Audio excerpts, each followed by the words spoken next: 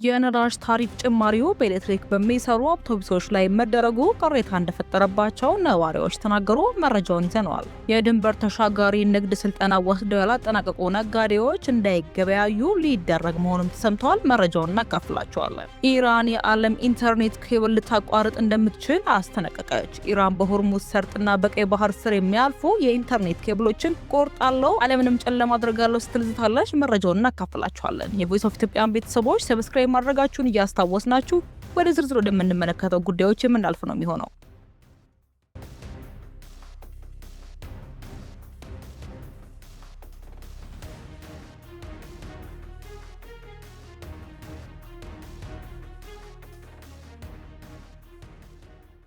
በነዳጅ ዋጋ መጨመር ምክንያት የህዝብ ትራንስፖርት አገልግሎት በሚሰጡ የኤሌክትሪክ አውቶቡሶች ላይ የታሪፍ ጭማሪ መደረጉ ቅሬታ እንደፈጠረባቸው የትራንስፖርቱ ተጠቃሚ ነዋሪዎች ገለጹ። የአዲስ አበባ ነዋሪ የሆኑት አቶ ዮሐንስ ሀፍቶ በኤሌክትሪክ የሚሰራ የህዝብ ትራንስፖርት ተጠቃሚ መሆናቸውን ይናገራሉ።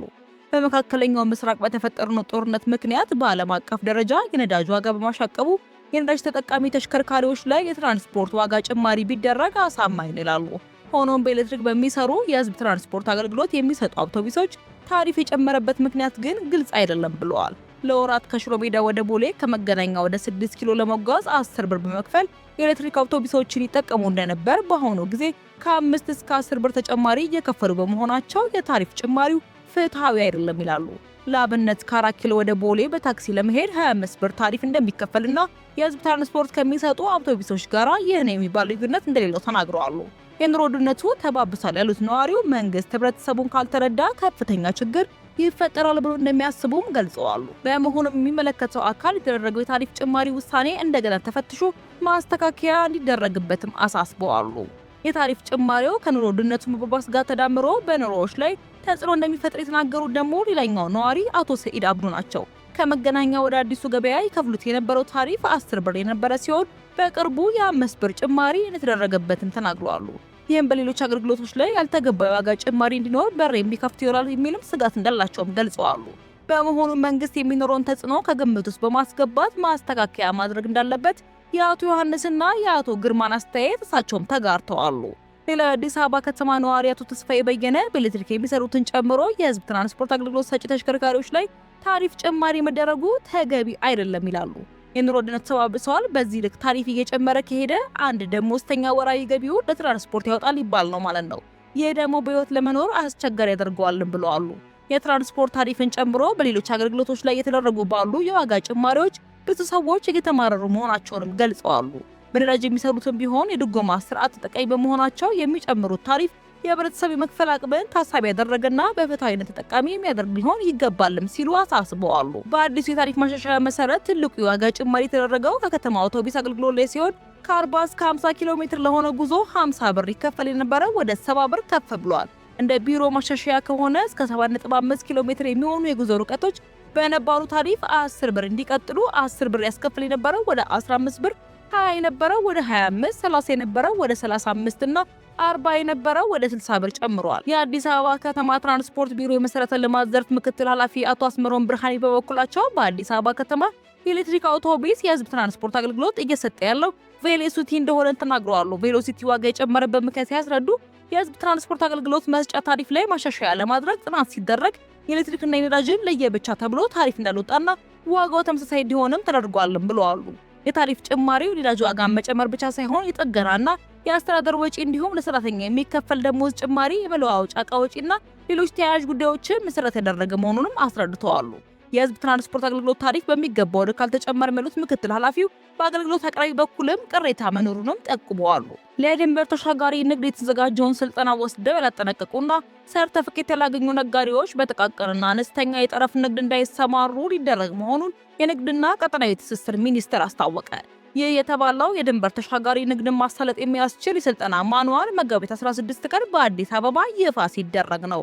በጠረፍ አካባቢዎች በድንበር ተሻጋሪ ንግድ የሚሳተፉ ነጋዴዎች በአካባቢው ማህበረሰብ የሚመለመሉ ሊሆኑ እንደሚገባ፣ ለማህበረሰቡ የሚሰጡትም አገልግሎትም የተመጣጠነና የተለካ እንደሚሆንም ገልጸዋል።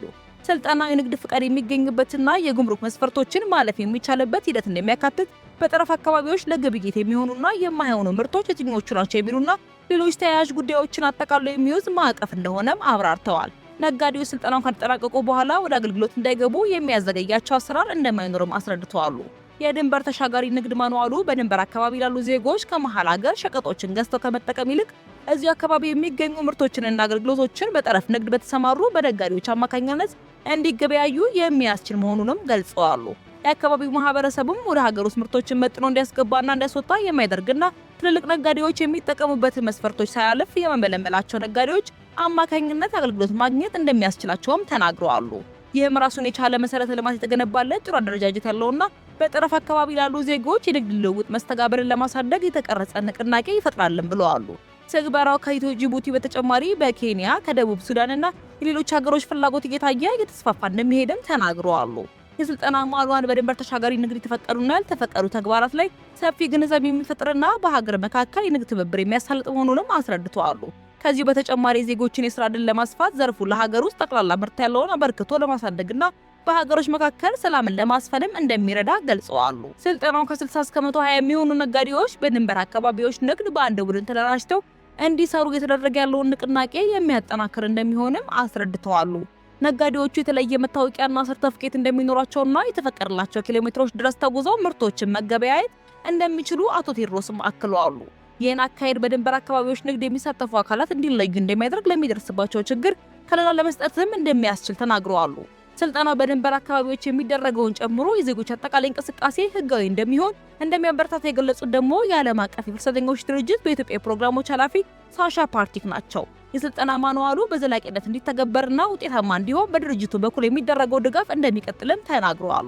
የስልጠና ማኑዋሉ በንግድና ቀጠናዊ ትስስር ሚኒስቴር፣ በዓለም የፍልሰተኞች ድርጅት፣ በኢሚግሬሽንና ዜግነት አገልግሎት፣ በኢትዮጵያ ፌዴራል ፖሊስ፣ በኢትዮጵያ ፖሊስ ዩኒቨርሲቲ፣ በኢትዮጵያ ህብረተሰብ ጤና ኢንስቲትዩት፣ በኢትዮጵያ ጉምሩክ ኮሚሽን አጋርነት ከጃፓን መንግስት በተገኘ የፋይናንስ ድጋፍ የተዘጋጀ መሆኑን በመድረኩ ተገልጸዋል። የምስራቅና ደቡብ አፍሪካ የጋራ ገበያ ወይንም ኮሚሳ ጥናት መሰረት አነስተኛ የድንበር ተሻጋሪ ንግድ ከሰሃራ በታች ባሉ የአፍሪካ ሀገሮች ውስጥ ለ43% ገቢ አስተዋጽኦ ያደርጋልም ተብሎ እንደሚገመትና በስልጠና ማኑዋል ውስጥም ተካቷል። መደበኛ ያልሆነ የድንበር ተሻጋሪ ንግድ ከቀጠናዊ ንግድ ውስጥ ከ30 እስከ 40% የሚሆነውን ድርሻ እንደሚይዝም ተጠቅሷል። ወደ መጨረሻው ዘገባችን ስናልፍ ኢራን ዓለምን ጨለማ አደርጋለሁ አለች። ኢራን የዓለም ኢንተርኔት ኬብል ታቋርጥ እንደምትችል አስጠነቀቀች።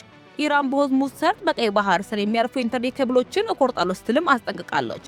ከዓለም አቀፉ የኢንተርኔት ፍሰት ውስጥ ከ95% እስከ 97% የሚሆነው በሳተላይት ሳይሆን በባህር ወለል ስር ከ1 እስከ 2 ሜትር ተቀብረው የሚገኙ የፋይበር ኦፕቲክስ ኬብሎችን አማካኝነት የሚጓዝ ነው።